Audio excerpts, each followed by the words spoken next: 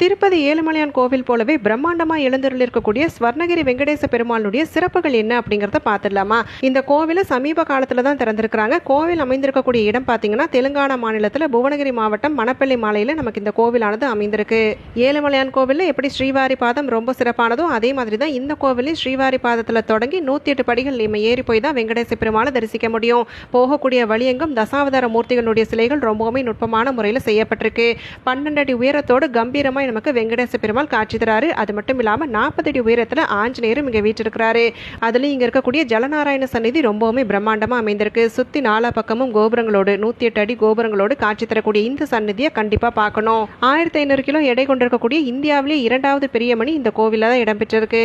இப்போதான் இந்த கோவிலை கட்டி முடிச்சிருக்கிறாங்க அப்படிங்கிறத சொல்லவே முடியாது. ஏன்னா பார்க்கும் பொழுது பழமை மாறாம, அதாவது பழங்காலத்தில் கட்டின கோவில்களுடைய சிறப்பு எப்படி இருக்குமோ அதே மாதிரியான சிறப்பை இந்த கோவில் தாங்கியிருக்கு.